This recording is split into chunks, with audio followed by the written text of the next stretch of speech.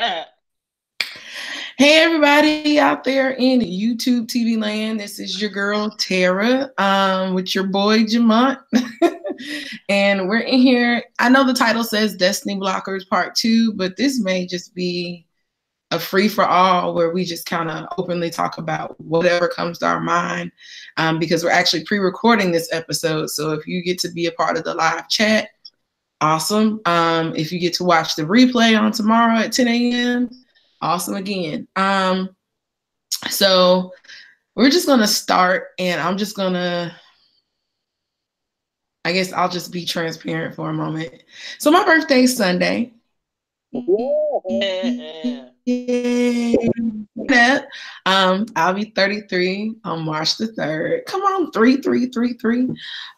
Number of completion. And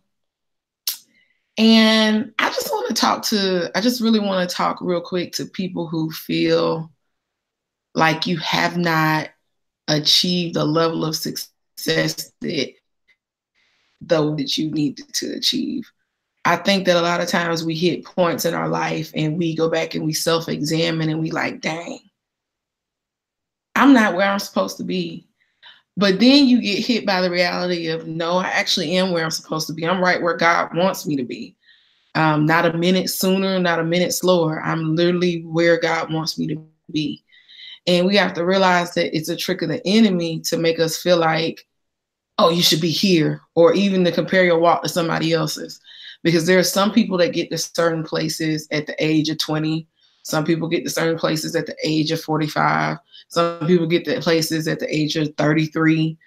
Some people get to places at the age of 50, 60.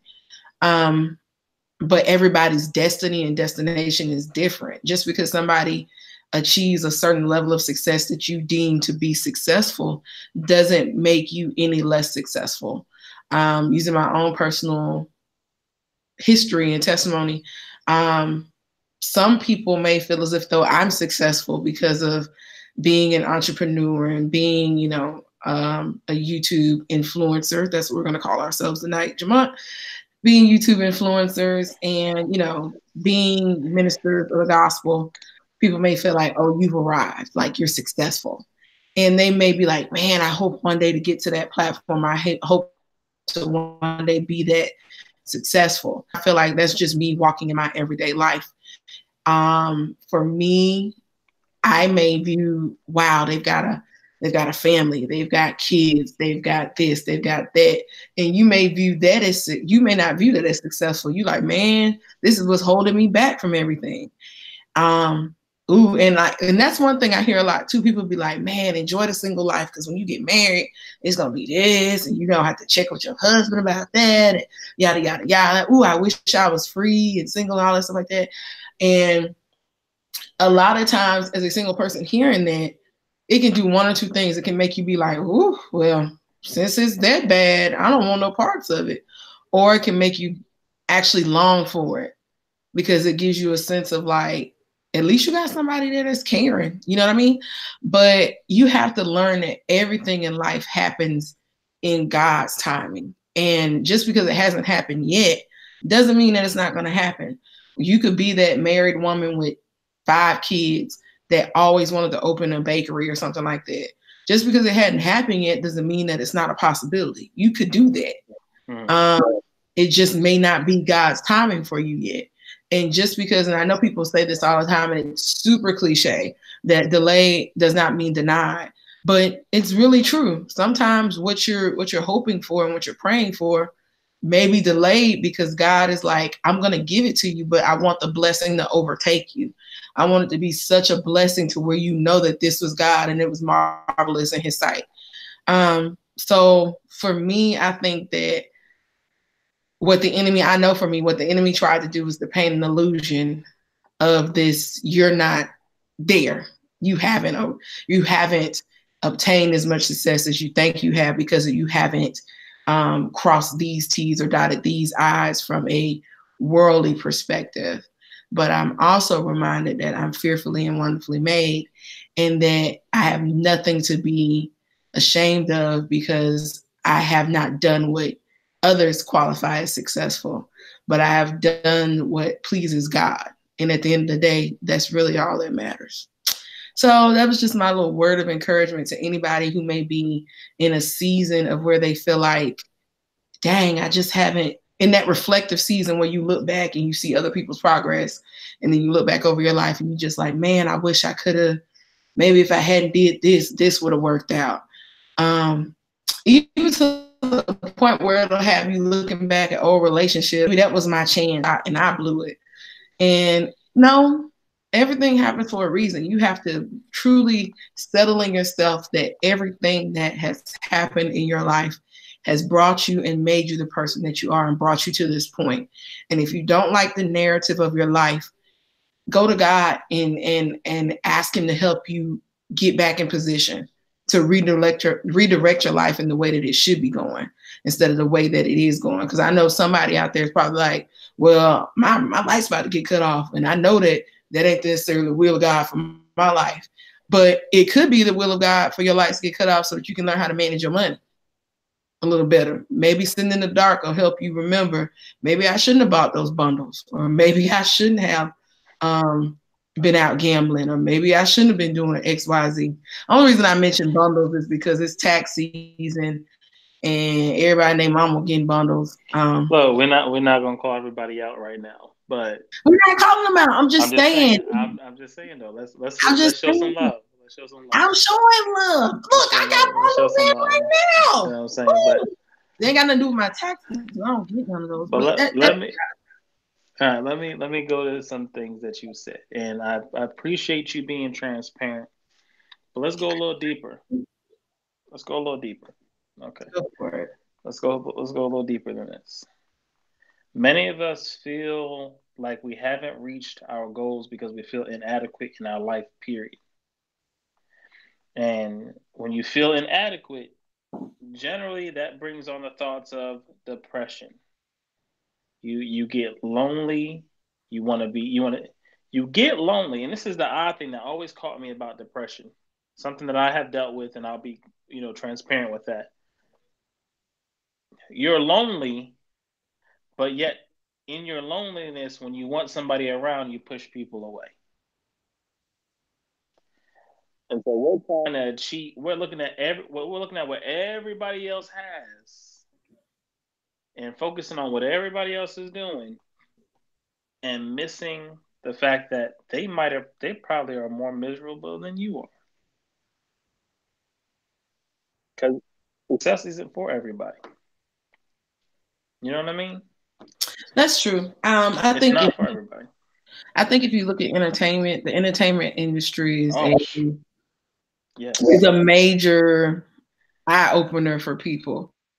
You think that having money, and I'm just going to use this particular person because they are one of the most popping people in the rap industry right now, Cardi B. Recently here, she just won a Grammy for one of the first. She was the first solo female act to win a Grammy, and shortly after shut her Instagram page down and was like, look, y'all can have all this fame. I'm good. Because she was so unhappy and bothered by people. Not necessarily bothered by doing what she loved, but bothered by people. So that just shows you that, you can obtain success, fame, fortune. Because there were so many people like, I don't understand why she's so pressed. She rich now. She got a Grammy. Why is she so pressed? Because if you aren't happy, who cares about the money? Who cares about the fame? Who cares about it when you aren't happy with what's going on in your life? Exactly. And just like you said, everybody is not built for fame and fortune. Some people are meant to live regular lives and go to a 9-to-5, and they have a level of happiness and satisfaction that, in a level of peace. At the end of the day, it's about having a level of peace with yourself. Forget everybody else. Having a level of peace with yourself and where you currently are in life. And once you get that level of peace about yourself, everybody else and everything else don't really matter. Everything else is extra.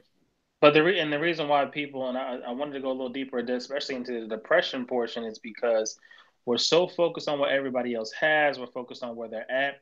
We're focused on how they're happy. We miss our happiness.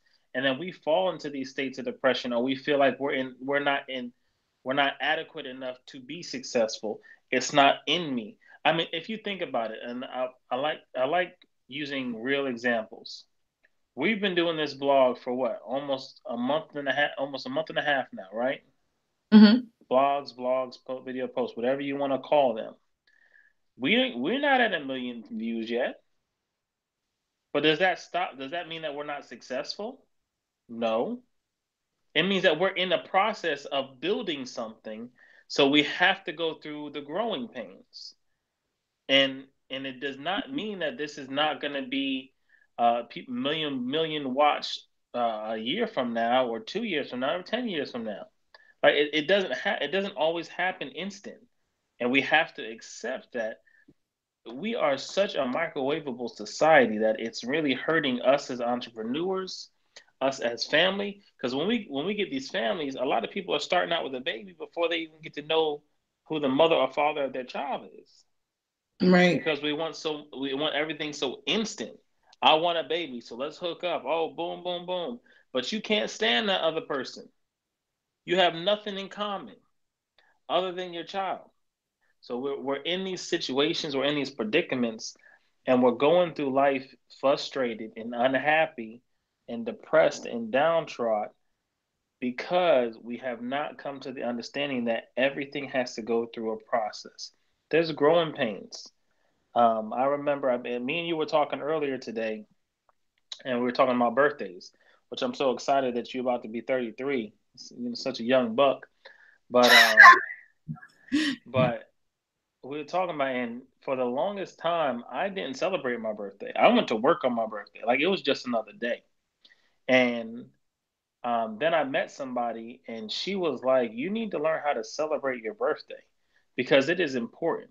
Whether it's with 15 people, 10 people, or 2 people, or even yourself, your birthday is important. That means it's another year that God has left you on this earth to be alive and have a purpose.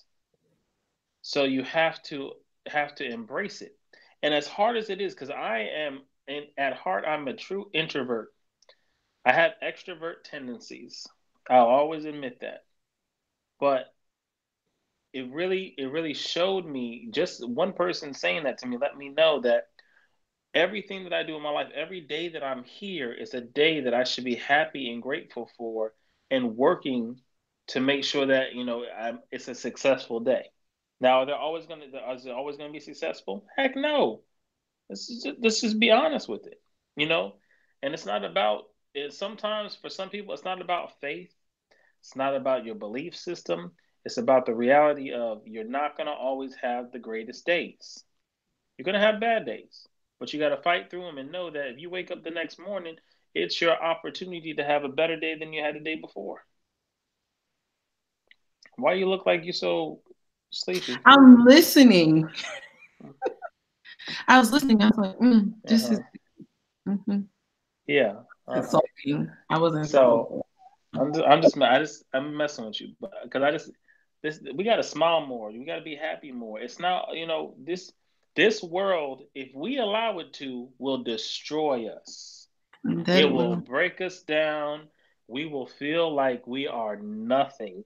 And it has and I keep on saying it has nothing to do with religion, because it really doesn't. We want people to be saved. We want people to be sanctified. We want them to be believing in God, and we want them to live this life the right way. But for those who don't, for those who have not yet accepted Him, you still have to live the right way every day, because there are other people that depend on you. Can I just say something real quick? Go for it. Do you know how many people in the body of Christ are miserable? Oh, they in the church are miserable. So just to agree with what you're saying about it's not even a religion thing. No. This ain't got nothing to do with God. You actually walking around and having some happiness. There are people who don't even believe there's a God, but they got inner peace. They happy. So Correct. So you're absolutely right. I mean, there are just sometimes we make some things too deep. We make it, and because listen, you know what? When people are making it too deep, they're making it about themselves. And that's the sad part, because it's not about you.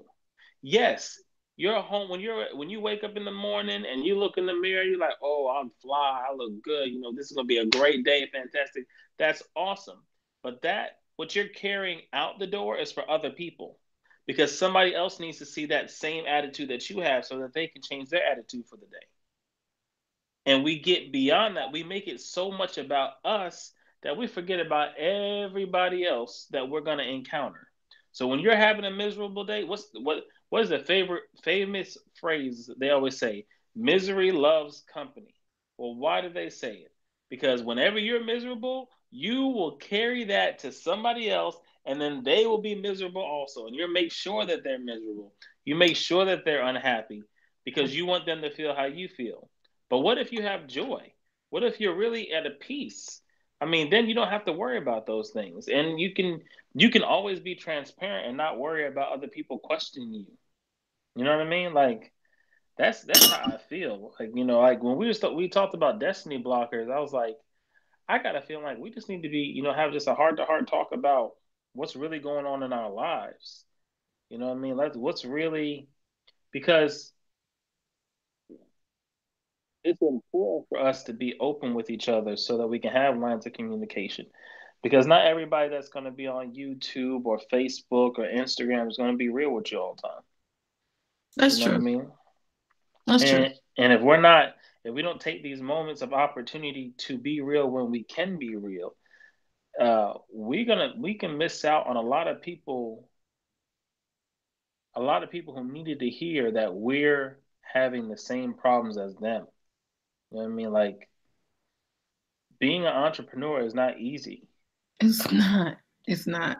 I think there's a misconception, and I just want to kill this giant now. You don't go into business because you're sane. You go into business because you're insane. You don't go into business because you're tired of working for other people. You go into business because you want to make a change. Honestly, most people who go into business for themselves have seen the pitfalls in corporate America and want to do business the right way. And they honestly, most entrepreneurs, the heart of an entrepreneur is not to just make money for themselves, but to make a better way of life for themselves and the people they employ. And if you have that mindset that I want to make a better life for myself and the people I employ, I want to see my whole team shine. If you have that mindset, you're going to work way harder than you would if you were just working a regular 9-to-5 job. There is no such thing in the life of an entrepreneur. There is no such thing as a 9-to-5. Sometimes it's a 24/7, 365 kind of thing. Be your earliest arriving employee and your latest staying employee. Like most of the time, I'm working on stuff on Talk Elevated.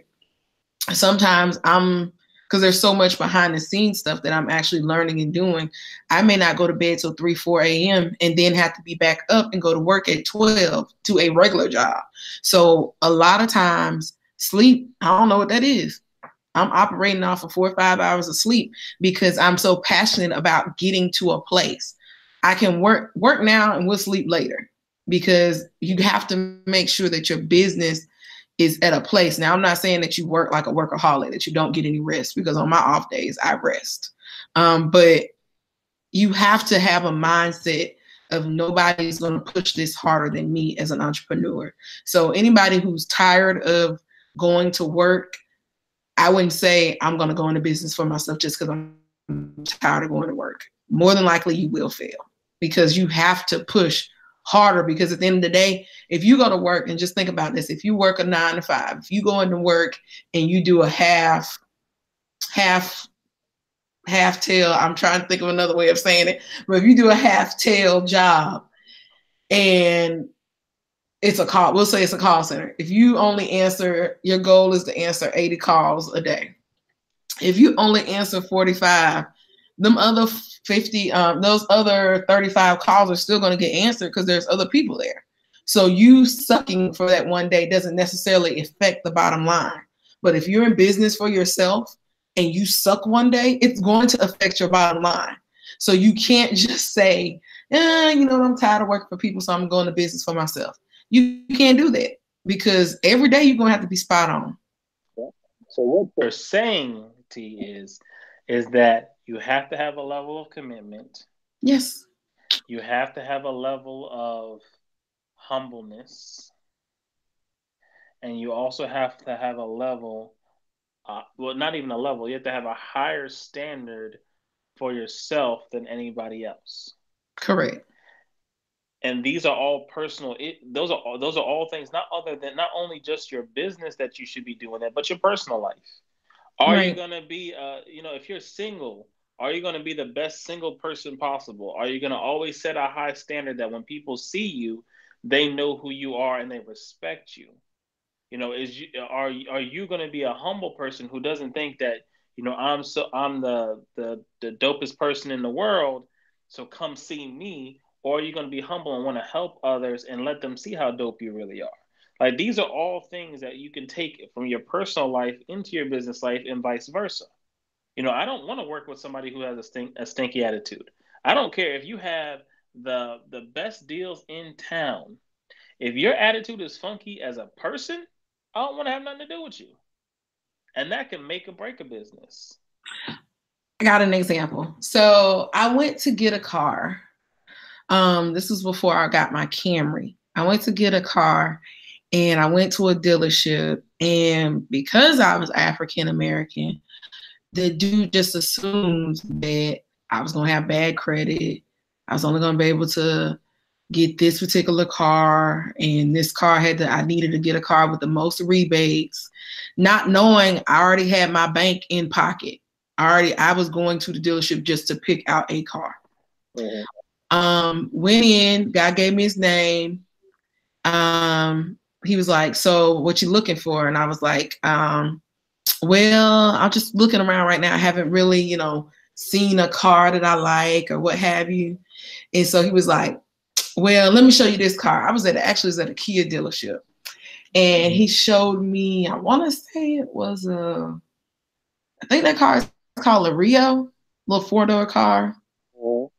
I think it's a Rio. Doesn't matter. That's not really important to the story. But he showed me this little 4-door car, and I was like, this is smaller than my old. Like, in my head, I'm like, my Altima was way bigger than this. And I'm just looking, and I'm like, okay, yeah. I was like, I don't think this is me. He was like, well, I think your kids would like it. You put your kids back here and yada, yada, yada. And I was like, who said I had kids? I don't have any children. And he was like, and then this car got, I can get the dealer rebates and I can hook you up. And he was talking all this like street lingo. And I was like, man, I don't even know what you're talking about. What are you talking about? Like, you using all these hood colloquialisms. I don't even know what they are. Like, what's going on? And then I realized that my dad walked up and was like, that dude thinks that you're a poor Black girl with a bunch of kids that's, ratchet or whatever. And so he's trying to get you the cheapest car in here so that he can make his commission. Yeah. So I was like, okay, I'm finna go. Because my dad always sits like in the background. So you like listen. You what now? My dad always sits in the background so that he can listen to these deals, so that he can see whether or not I'm being hustled. Okay. And what was you about to do? So, What was you about to do? So I went over to this No, go back. You said you was finta? Shut up. So right. I'm in the South. So I was finta, which means I was about to go over to this Kia Sorento, which is a truck. I go over to the truck and I was like, "Ooh, this is nice. I like this." He's like, "That's a $25,000 car. You don't want to look at that." I said, "Why don't I want to look at it?" He was like, "It's $25,000." He's like, "Man, the car payment is probably gonna be around $525, something like that." And I was like, "And?" He's like, "I think you'll like this car over here." I said, "Actually, I think I'll like another dealership." And I was like, "Dad, you can come on." And my dad's like, "Okay." And he sees my dad over there. My dad actually ran into somebody he knew from the military. So he's in there, shooting. He had forgot about me. He in there chalking it up with one of his old military buddies. And we getting ready to leave out. And the guy asked the other guy how he knew them. He was like, "Oh man, that's my buddy. He was actually my over my battalion when we was in the military together in North Carolina." And so he looks back at us again. He's like, "I just let this money walk out the door." "You surely did." Making assumptions in business will kill your business. You have to operate in a level of integrity with everybody that comes through the door. You have to treat them as if they are the best of the best of the best with honors, whether they take your product or not. It is all about how you treat and how you give customer service. And I left there with my bank, went to the camera to the Nissan, not Nissan dealership, to the Camry Toyota dealership. I was trying to think, who puts out Camry? Toyota. I went to the Toyota dealership, went through the parking lot. The guy's like, "How can I help you, Miss Trust?" After he got my name or whatever, I was like, I'm just looking right now. He was like, "You got anything in mind?" And I was like, "No, I'm just looking around." He was like, "Well, I'm gonna let you look at some cars," he said, "and you just tell me what sticks out to you, Miss Trust, and we'll go for a test ride and we'll go from there." From that point, from there, I knew I was doing business with this man because of how he treated me. He was like, I'm gonna stand back. I'm gonna let you walk the lot and see what you want, and then we'll go from there. So he never treated me like, oh, this black girl coming. She probably got 8 kids and she ain't gonna have no credit. She ain't gonna be able to afford this. Like, he didn't do any of that. He treated me just like he treated everybody else, because he had another customer come up before I made my decision. And he treated that same woman the same way. And and what made it so bad was I ended up getting my car in the off season. I got my car like in October-ish. So it was around the time frame where, most people would be like, look, I need you to buy a car. I need somebody to buy a car. I need somebody to buy a car. Because, during those time frames, they got a lull. And he allowed me to go look. And I found, my Camry at the time, which I was driving a Camry. And I found my Camry and I was like, I like this one. I want this one. It was blue. It had the roof came back. I just like, I want this one. I don't even care. My dad was like, can we look at the price and the mileage? I was like, I want this one. So he treated me nice from the beginning to the end. And even on top of that, after I bought my car, every month for 6 months, he called to check to make sure I was okay. Like, are you enjoying the Camry? Is everything going good with it? I just want to make sure that you're happy with it. Is there anything we can do for you here at the Toyota dealership? I mean, this man, customer service was impeccable. And that's how you keep somebody. That's how you keep somebody, and that's how you end up referring people to him, because he was so nice. I referred like 3 or 4 people to the dealership and was like, yo, this dude is the truth. And when he switched dealerships, my next car came from the dealership he went to, because I was like, nah, I know he ain't hustling me. This dude is nice. And when I got my 200, I went to his dealership and got my 200, because I was like, dude was just the bomb. That's how we should be in life. You know what I'm saying? Right. You want people to want to be around you. But real quick pause. Does this make me look like I'm hiding something? I mean, I wasn't gonna say nothing, but can you see my eyes? I can barely see them. Okay, all right. Okay. There you go. With the hat on, it looks like you like. I was sitting there thinking as you were talking. I robbed 2 banks, and yeah. Well, while you were talking, and we're talking about presentation. I'm like, man, I kind of look like either I'm hiding my eyes because I'm buzzed, or I'm hiding from somebody. So that's all right, let me ask. Well, I didn't think the buzzed, but I did think that you was like 2 banks today, man. 2 banks. It's all about transparency, man. You know what I'm saying? I like to be honest with each other. Like, it's the greatest thing on the earth about having a teammate, a partner who can be real with you. But I can definitely agree with you on how people treat you is important. I got this guy that I work with who's phenomenal customer service, and people always ask for him. And when he retires, he's like, "You're gonna get all these people." And I'm like, "I have customer service. Like I am very, very good at customer service, but the level that he goes to sometimes is obscene, and I don't go that high." You know what I'm saying? Like, I have. You said my customer service is like right here. Yours is like I have limitations onto how far I will go, because I'm not a people pleaser. There's a difference. There's a big difference. Like I will take care of a person. I will make sure everything is good, but I'm not here to please you.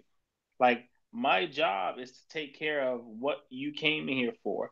We don't need to go into all the extra stuff sometimes. And his personality is, like I said, he's great, he's phenomenal. But his personality takes you into conversations that ain't got nothing to do with what we're doing. And I'm not that type of dude. I'm not that type of dude. So, like, when I run business, like, if I'm having a meeting with you, let's have a meeting about what we're here to talk about. Let's go ahead and be efficient. I can be customer service. I can be great. I'm very loyal, but we got something we need to get done. So let's go ahead and get to it. You know what I'm saying? So that's where I'm at with that. But I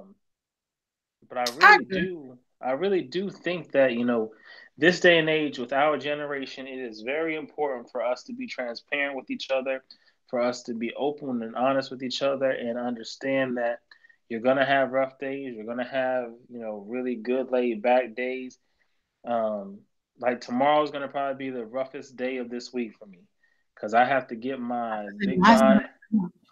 I have to get my big behind up at 8 o'clock 7:30 in the morning, and I have to go to run a 5K. Bless your heart. This is the first one I have not actually trained for, meaning I have not got my breath together. I haven't, because it came up on me so fast. But I believe in the cause, and see, this is what makes somebody. Go ahead. What's your question? Okay, so how many feet is a 5K? Or how many miles? Miles. It's a little over 3 miles. Okay. So, but this is what makes me who I am. I am a person of integrity. I committed to something. Somebody asked me to do it. I said, yes, I'm going to do it. Now, even though I have not practiced or did things that I normally do to prepare for this, I'm still going to show up and give 110% of every energy I have to make sure that I get there on time, I finish the race, and then I make it home. Like, those are my goals for tomorrow. Make it home. Make it home. So, but I love that that's on the list. Yeah, make it home. I'm doing it though because I gave someone my word, and I committed to them, and I want them to see that I 100% believe in what they're doing and why they're doing it. So what's the cause? So the cause is for here in Wilmington. There's other locations in the United States that have it, but it's called Miracle Field. It's a field that's basically soft padded for people who have handicaps, who are on wheelchairs, disabilities, things like that, and so that they can play. They play baseball there. But it's a great cause. It helps keep money so that they can continue to keep the park up and running for the special needs community. And so I think that's very important that we are, especially when dealing with the community, that we have integrity, that we're treating people with respect. Because as my business grows and as I grow, and the people that I deal with are of influence. So with them, I want them to see that if I come to them for something, it's not because I'm trying to use them. It's not because I just need them. It's because I know that they'll believe in what I believe, and they'll grab a hold of the vision that I have, just the way I grab a hold of the vision that they have. And so that is what a great entrepreneur does. He has humility. He has integrity. He is loyal. He's respectful, and he's committed. And has the ability to build and maintain relationships. Yeah, correct. Did you know that there's a difference between commitment and loyalty? There is. There is, but people are like, why do you always say that in the same sentence? Because it's two separate things. Commitment can be temporary. I can temporarily be committed into the insane asylum. You could. But my loyalty to you will last forever. Now, here's the thing about loyalty, the difference between commitment and loyalty. A commitment is something that can and can't be broken. It's an agreement. It's just like it doesn't carry weight. Correct. It's not a covenant. Right. Loyalty is a covenant. And the difference, the thing about loyalty that's very interesting is this, is that you can be loyal to a fault. You can't commit to a fault. You can be loyal to a fault, though.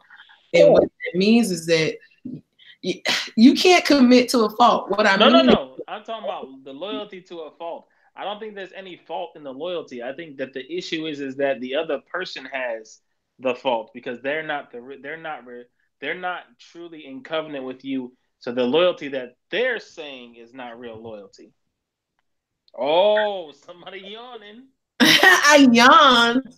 That doesn't mean I'm tired. What I meant by, but that would be what I just said, loyal to a fault. You can not loyal to faultiness, but loyal to a fault. You can be. The faultiness is a better terminology. That's my personal opinion. Okay, well, we'll say you can be loyal to faultiness, because there can be something that you have not caught.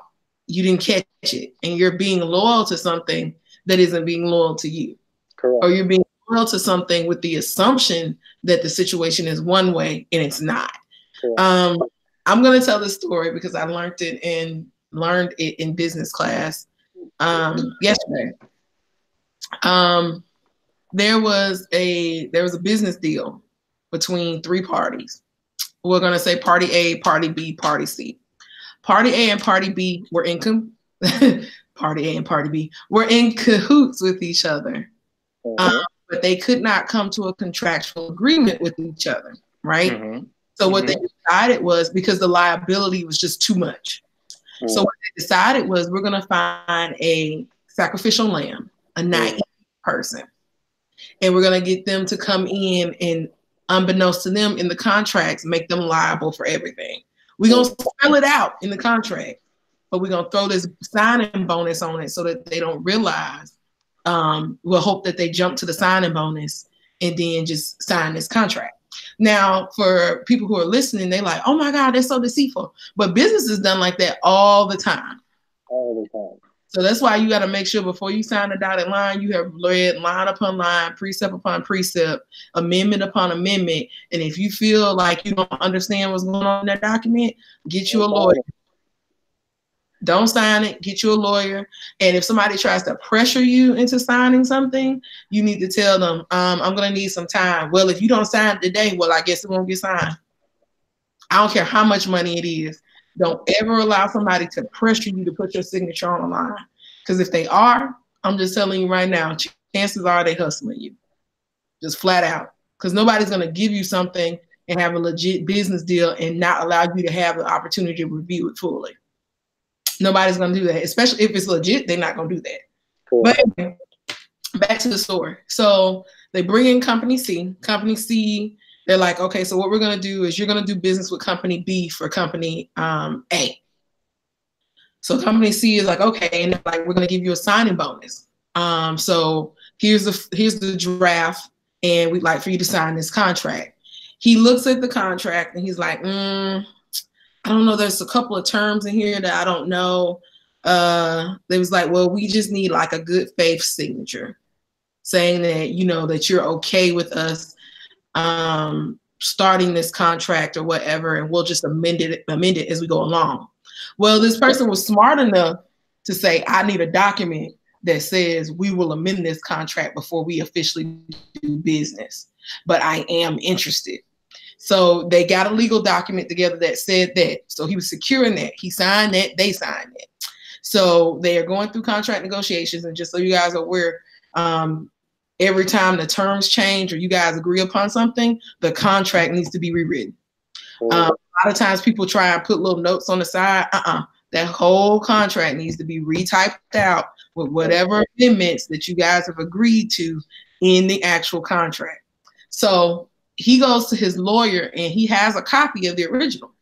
Goes to his lawyer and says, hey, can you review this for me? Because I just, some don't feel right inside about this. Lawyer reviews it. Lawyer's like, oh no, they about to have you liable for everything. And it's not necessarily what they say, but how they say it. Because in a contract, every single word means everything. It means everything, and a comma means everything. A semicolon means everything. Periods, hyphens, everything means something in a contract. So when she reviewed it, she told him, "You need to go back to this company with this list." She said, "I'm not going to go in the room because they're going to try and negotiate and they're going to change stuff, and they're not going to hold you to this little agreement that y'all signed about making modifications." So she said, "I'm not going to go in the room with you, but I'm going to prep you to go in the room for yourself." So they go in the room. Before they meet, he was like, "Okay, so before we sign this contract, here's a list of stuff that I need to be added to the contract before we can do business." He slides over the list. They review it. They slide the list right back to him and say, "Oh, we can't do that. It's either we're going to take this contract as it is, or, and this 200,000 signing bonus that we gave you, that we're going to give you, or we can't do business." He was like, "Well, I guess we can't do business because I need these things to be in this contract, or we can't do business." They tell him, give them 24 hours. They give him 24 hours. They come back with an offer. The offer is double of what they initially were going to offer him to take on this contract. And he's like, "Okay, well, send the contract over." They send the contract over. None of the stuff is still in there from what he's told them that he needs. He said, "Hey, you guys upped the money, but you didn't put in any of the stipulations that I asked you for." They were like, "We told you the other day we can't do that, but we really want to do business with you. So we'll pay you extra money on the front end instead of on the back end." And he was like, "You know what? We're just not going to be able to do business if you can't put this in there." And he said they got to the point where they got more adamant and kind of aggressive. And he was like, "You know what? I don't want to do business with y'all. Forget it." And so they sent him a letter terminating the contract, saying that the parties would not do business with each other. So at the end of the story, this lawyer tells us that pretty much what was going to happen was they were working with transponders or whatever they're called, that do the energy and stuff. And his company actually was going to be held liable for in the event that there was an outage if the turnaround wasn't 2 hours. Mm-hmm. As we all know, that sometimes, depending upon winds, conditions, terrain, you can have power go out. And they could say a 2-hour turnaround, and it could take 20 hours, 30 hours, 2-3 days. If a hurricane comes through and floods your city, you ain't getting power back in 2 hours. I don't care how hard you try. So what they were trying to do was they were trying to do business in an area and make somebody else be liable for the situation. Long story short, they would have ended up, if things didn't work out the way that they were supposed to, they would have ended up bankrupting this man's company, and they would have been making money on their side, and he would have been the one taking all the claims and all the fault. All of the vendors that they would have been working with would have been coming for him because his name was at the forefront of the contract. So that's why you have to be careful when you do business, because not everybody out in these streets is somebody you can be loyal to. But yes, but guess what? You know what I caught in that entire story that you said, that long story that you just gave me? I'm telling you how it was told to me. Listen, I'm just messing with you. But do you know what I heard, though? What did you hear? That you can't always be jealous of other people who are in a financial position because you don't know what it took for them to get there. That's true. That is something. A and B were snakes, deceptive snakes. And you're sitting there jealous of A and B when they trying to destroy C. And C is the one that you really should be looking out for or looking up to, because C is trying to do it the right way. Exactly. C wants to make sure that, and so you never know how people get where they get to. You know what I'm saying? Like, it's crazy. Have you seen the new movie Superfly? The new Superfly? Mm-mm. Oh, okay. All right. Well, it's a good movie. It's got Trevor Jackson starring in it. It's a very good movie. He's he's a talented artist, singer, songwriter. Oh, actor. The light-skinned dude that I remember the previews to it. Have you ever seen the show on Disney, Let It Shine, when he's a rapper? Mm-hmm. Okay. So, no, he wasn't. Yeah, he was on that one. But anyway, so but my point is like in that movie, mm-hmm. he started out from the bottom, but he was so intelligent and shifty. He said everybody was looking at him trying to figure out, well, how is he getting away with all this stuff?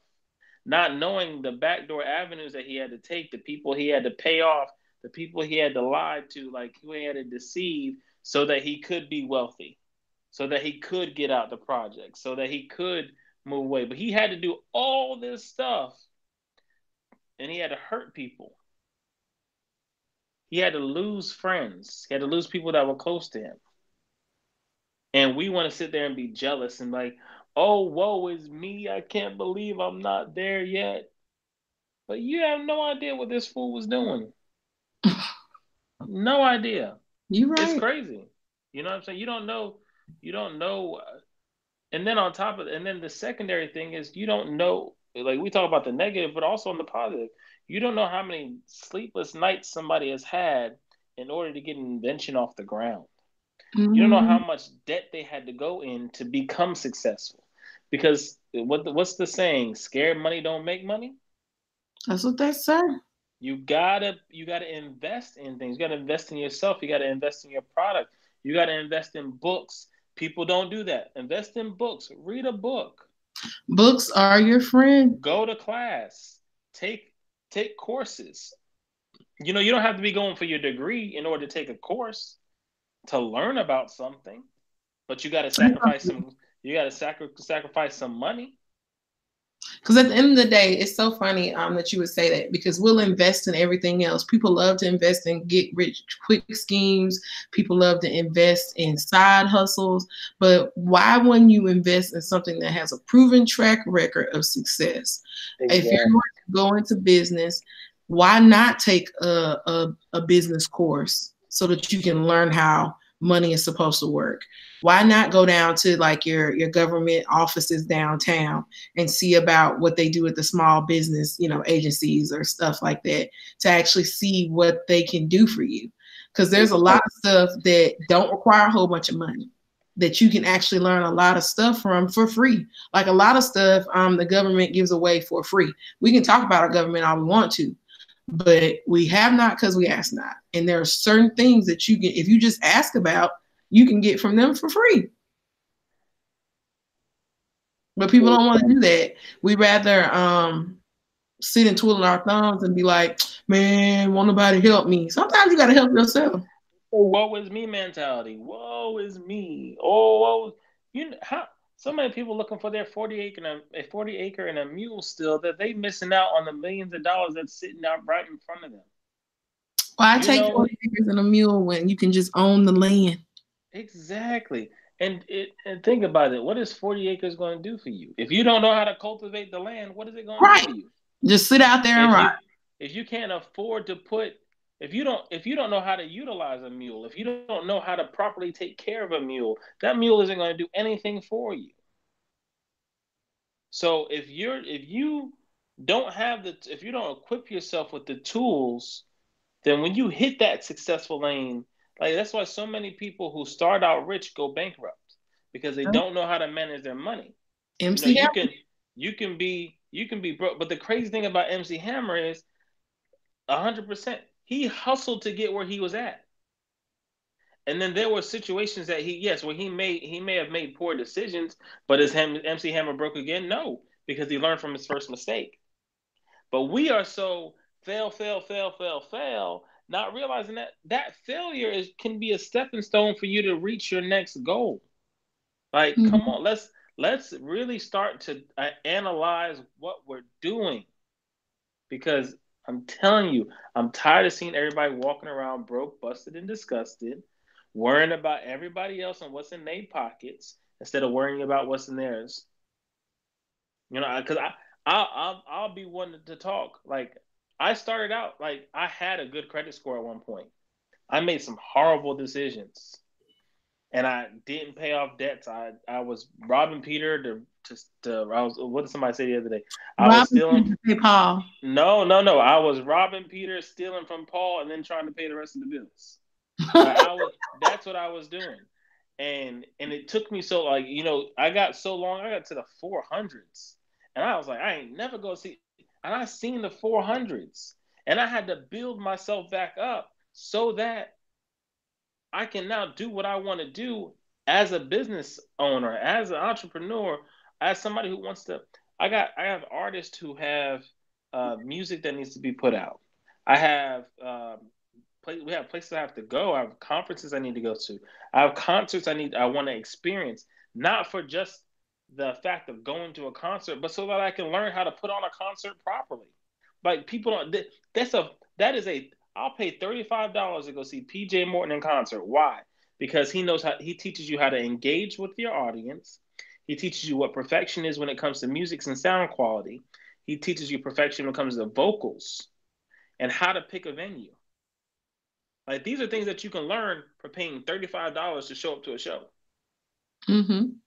But people don't think about that because they're so worried about, well, I don't want to spend $35. Well, why wouldn't you? I learned so much from the last PJ Morton concert that I went to about how to do things, how to enter, how to engage the crowd, how to give them a little and take a little bit from them. Like I learned all of that information just in a 2 hour set, and it blew my mind. And I'm not even there yet. That's the crazy thing. I'm prepping for when my artists are in stage selling out venues like they're going to be doing soon. Like that's what I'm prepping for. So as their manager, I know, okay, I need to do X, Y, and Z. This is what I need from you. But we don't want to go through that. We want that instant gratification. We want to be the woe is me. I can't believe I'm not here yet. I'm 35 and I should have been at this. What? Man, get out of my face with that. Like, really? Like, I can't stand it. Like, you think I feel like I'm where I was supposed to be? No. Quick story and then I'm done. I was working for a company, a cellular phone company. I'm answering phone calls and I have great customer service. And I used to sit next to him, so I know he did. I used to be like, yeah. Anyway, so I just so happened to get this guy from New York, who at this point in time he had to switch phones and he was losing all of his contacts. So I showed him how to back his contacts up online, and we get into this conversation, and I'm telling him, I'm a new producer, I'm an up and coming producer here. I'm really working my craft, I'm doing really good, and he says, well, I want you to do something for me. And this was like my proudest moment as a young producer. He said, I want you to do something. Let's go ahead and save these contacts online. So I said, okay, no problem. I saved them. So I pulled the contacts up online, and he said, I need you to go through them for me real quick. So I'm going through these names. This man has Teddy Riley's number. Then he has Angie Stone's number. And then he has who else? Who else was on that list? He had Puffy's number. So I'm going through and not knowing that he's an actual A&R person at Def Jam in New York. mm-hmm. So I'm doing all this and I'm talking and I'm being played. He said, "Man, you have the best customer service I've ever had. You're polite. You are telling me about your dream, and you know about your dream." He said, "So what better thing than I can do than to give you access to this?" And he gave me telephone number. Like he gave me Angie Stone's number and her manager's number because at that time I was really into hip hop, but I loved R&B. And I was like, so what do I need to do? And he gave me all the steps to do. And then I made the mistake of telling the person that I was in partnership with and my business partner about what happened. I was sitting here in my head, I was like, whatever happened to your boy? Never mind. Go ahead with your story. But he dropped off. So and this is at the time when I had found a location. We're building a fully loaded recording studio. I'm putting all my money into that. I'm putting all these efforts in so that I can make sure that we're successful. And when I shared the vision with him and all that information, it was overload. And he decided this ain't what I want. So I had the opportunity to work with some of the legendary names in music.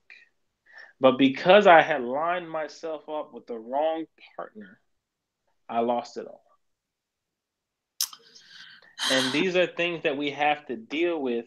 and come to understand that it's not, like we talked about this a couple of shows ago, it's not for everybody to know what you're doing. You don't have to put everybody in. You don't have to incorporate everything. I really feel like if I had did what I was supposed to do, because even now locally, with some of the people that I rock with, they're like, man, I miss it when you used to make music. And I miss it too. I've grown from that stage in my life, but I imagine that if I have one kept it to myself and I really committed to it and not folded because somebody else didn't want to be a part of my vision, where I'd be today. But then I think about it, I'm right where I want to be because I'm interacting with gospel artists like I enjoy. I deal with R&B artists. I have a little bit of gospel hip hop. I have a little bit of secular. Like I've got all these different avenues that I have my hand in, and I'm still able to mold and shape the culture in the direction in which these people are going. But that's because I don't have a woe is me. I'm not one of those people. I'm not a whiner. That's what I call them. They're whiners. Not a whiner. Oh, you are not a whiner right now. You know what? What you gonna stop doing is trying to gather me on my own platform. Listen, this may be your platform, but I am gonna always keep it 100. But no, I don't think I'm a whiner. Let me address Not that. now. Let me address that. I would like to address that. I don't think that I'm a whiner. I think that I have real moments, and I think that everybody should have somebody who they can actually confide in, that they know will not judge them.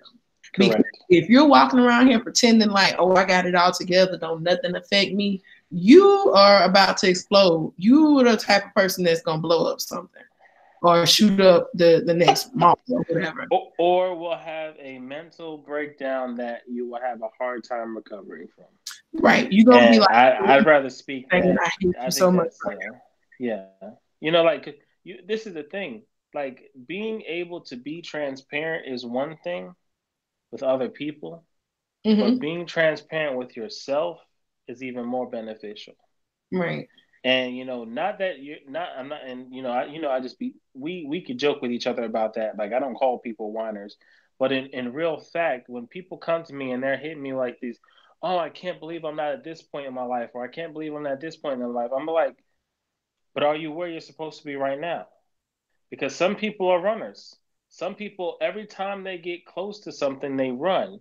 Some people are hiders. They hide from the greatness that's inside of them. You know, like these are things that people do. And when you, especially if you come to me with that, one, I'm going to question you. I'm going to say, what is the reason behind this? And if you haven't sat and thought about the reason behind it, then that's where we need to start. That's our first step. Or you need to sit around and gather yourself and figure out what the heck is going on with me? And why am I like this? Why am I dealing with this?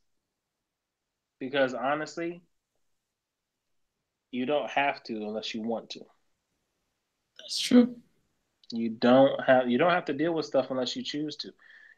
If you want to live a peaceful life, then you will constantly self-check. You know what I'm saying? You'll definitely want to make sure that you're good. That's true. And you have to be okay. One thing that I am learning still. Oops, got strangled. One thing that I'm learning still is that you have to be okay with letting things go. Yeah, you have to be. Not everything. Sometimes the things that we're holding on to the most is actually what's holding us back, what's keeping us from getting to that next level or getting to that place where we're okay. And a lot of times, I know that for women, I can't speak for men, but for women, a lot of times we feel the pressure to take care of our family or the pressure to make sure that everyone else around us is okay. And we don't tap into our own mental health to make sure we're okay. Women have learned the unique gift of working on autopilot and then having major mental breakdowns. And a lot of times people be like, she bipolar, she crazy. No, it's not that they're bipolar or crazy. It's just that they've been running on autopilot for so long to where when they finally snap, they snap.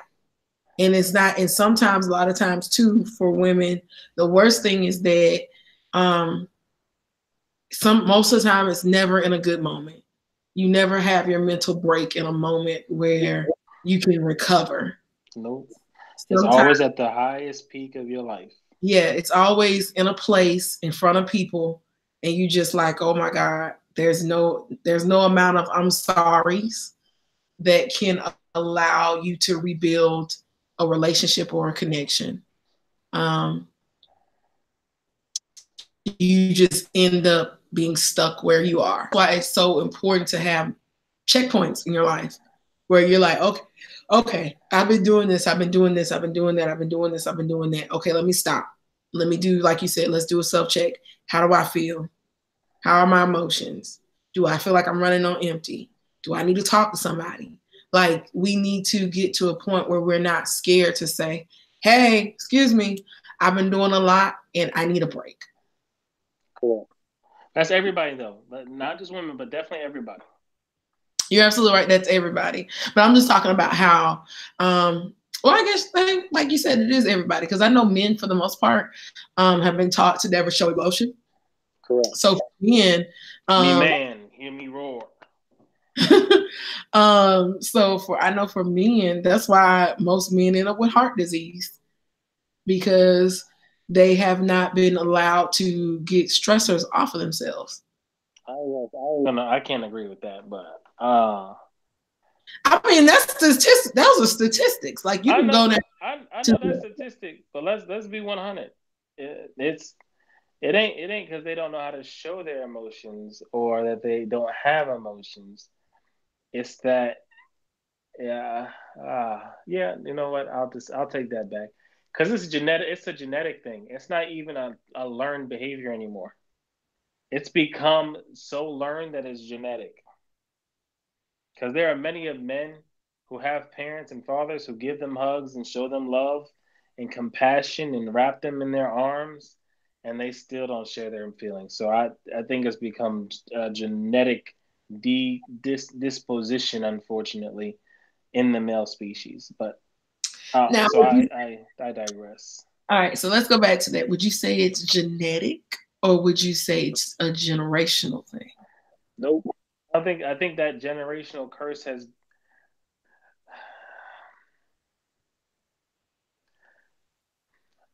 I say this because of my relationship with my father. Mm-hmm. So my father's father, my grandfather, was not the greatest man. Mm-hmm. He was a great man for the great man that he was a. How do you say it? He was a great man for what he learned from his father. Mm-hmm. And my father broke that mold, because my father tells us he loves us all the time. He checks on us daily. He calls us, talks to us. He shares his emotions, his feelings. And I don't do any of that. But you hard. You hard. No, it's not that I'm hard. I'm protected. Can we have a moment? Sure. Okay, so were you always guarded? Oh, no, yes. What? What kind of answer? I had to think about that. Yes, I have always been guarded, for the simple fact of I'm cut from a different cloth than most people. Okay, what does that mean? Remember, we being transparent, so we finna talk about this. Let's talk about it shortly, because I have to run in the morning, so I'm sleepy. But let's talk about it shortly. So I do not feel emotions that other people feel. Like, I do feel empathy. Sometimes. Real quick, let me interject. Real quick. So when me and Jamont used to sit next to each other, and one of the things you used to have to be is empathetic on the call if somebody's having problems with their phone. Mm-hmm. This would be Jamont on every call. This would be Jamont. Oh, I'm so sorry to hear that you're having problems with your phone. Oh, I'm so sorry to hear that you're having problems with your phone. Oh, I'm so sorry to hear that you're having problems. I mean, the tone wouldn't change. I was like, if he ain't on autopilot over there, like he don't care about these phones. I don't. At least change the phrase. He just be like, oh, I'm so sorry. I think, and the reason why I say that, for me, I don't think that it's anything that my parents, because like I said, my parents are loving. They're very loving, very emotional, great people. But that was my demise in a lot of relationships, especially in my last relationship. I was not transparent. I was more manipulative and self-centered and selfish and void of certain emotions, because I felt I had to protect myself. What did you feel like you had to protect yourself from? From life, from being hurt, from committing, from okay, 100% transparent. Mm-hmm. I feel as if I can be emotional with you, and this is real, this is something I've worked on the last year and a half, and I'm a whole lot better on this. Mm-hmm. If I am emotional with you, then that means that I have lost all control of who I am. That was my mindset. I am not. I cannot be me. I cannot be the man I need to be because I'm giving you all the control over me. So if you're exposing your, just to make sure I'm hearing and processing this right, Mm-hmm. if you see the vulnerable side of me, you have power over me. Correct. And that was never taught to me. That's not something that I've ever taught. It was a thought from day one.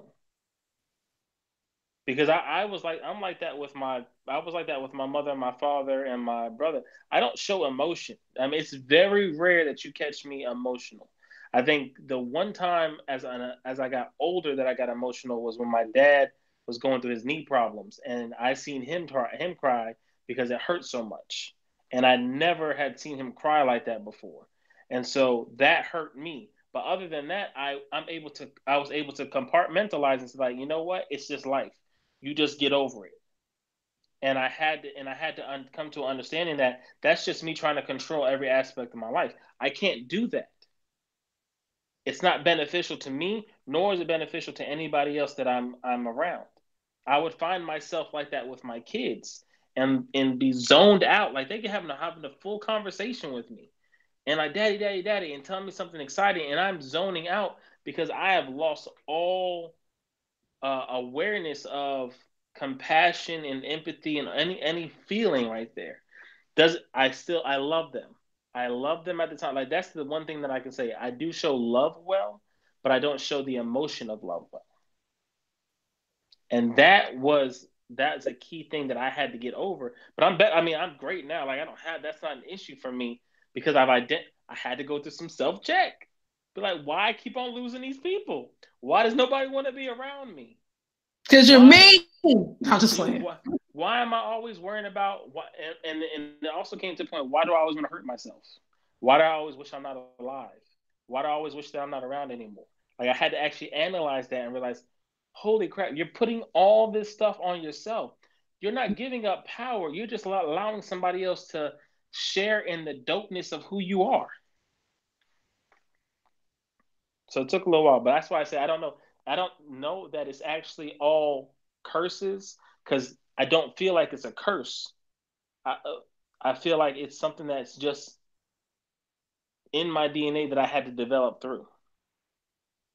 But this is for me. That's why I play devil's advocate because I really feel like myself in like, in a lot of these scenarios where I have to be real so other people who are dealing with the same thing I'm dealing with can understand. Okay, but he's right. Like I felt that way too, even though I had love, even though I got hugs and kisses. You know what I'm saying? So yeah, that's my 4-minute spiel. In my Jada Pinkett voice, I appreciate you. Well, I appreciate it. Hey, we gotta get us a purple table. They got the red table. We're gonna have to get a purple table. That's right. This was your purple table talk. But no, I mean, I really know, all jokes aside, I do really appreciate you being transparent in that moment and sharing that, because I listened to an interview. I don't know if a lot of people know this about me, but I really do enjoy all different types of genres of music. And I'm not just, all gospel, all of that. I have my moments where I'm like, you know what? I just Google, play Migos. Like I have my moments where I do stuff like that. Or Siri, play Don't be calling Siri out right now, okay? Because she might come on. Look, well, I don't have my Siri to do that, because if you have your Siri set to do that, someone could say, hey, Siri, read my last text messages. And I don't want everybody out on my business. Not that it would be anything crazy, but my mom will text me something like, I ain't cooking, so you're going to end up with a bologna sandwich. And I don't want that read aloud, So, but that's just an example. But the reason why I brought that up is because I listened to a interview from Offset on the Breakfast Club. And he talked about how, as men, he said life conditioned him to not show any emotion. And because he was like, I was in the streets and, it was all about respect. It was all about respect. And he was like, that's how you show love, was through respect. And he was like, you didn't ever have a moment to cry. He said he remembered when he first cried. And he said, like, it was because he had just had enough. And he was like, it's just, he said he wanted to get the message out there that it's okay for men to have an emotion and it's okay to be vulnerable. He said, because you can't just walk around here just hard all the time. He said, you'll mess around and kill somebody. And I just like the fact that you were transparent in that moment too, just as he was, because they what the Migos rap about, and the lifestyle that they present and they show in the world. But for to hear one of them say something like that, it lets you know that, hey, yeah, we got this going on, but behind the scenes, somebody got to be dealing with us from a psychological standpoint. Somebody has to touch the heart of a man and make them become transparent. And I think that having conversations like this, actually speaking about it and letting people know that, hey, ain't nobody got it all together. We have money, you may have fame, you may have a business, you may have a book, you may have a studio, you may have artists, but we still ain't perfect. We are imperfect people serving a perfect God, trying to get there. Like, we are all trying to get there. And I think that the transparency from the beginning of this conversation to the very end that we're at now, I think hopefully it's given people hope that you don't have to have it all together. Like, trust the process. Like your shirt said maybe 3 videos ago, trust the process. Everybody's walk is different, but you have to trust that eventually I'm going to get there. I am making moves. I have a plan. I have dreams. I have goals. I have visions, and I'm going to do what I need to do. I may not get there tomorrow. I may not get there next week, but eventually I'm going to see what Z look like. We going to see Z. True that. We back to Z. We going to see Z. So, did you have anything else you'd like to share before we close this down? Nah, just pray for your boy. Remember the 3 points. It makes it out. Number 3 was to make sure you get home. I make sure I get home, because I probably will sleep the rest of the day. Because I'm about to exert some energy in this soul that the Lord's gonna have to carry me through that finish line. You're just gonna float through, huh? Like this. You're just gonna float on through. Just float on through. Up and float. The miracle on Miracle Field. That's it.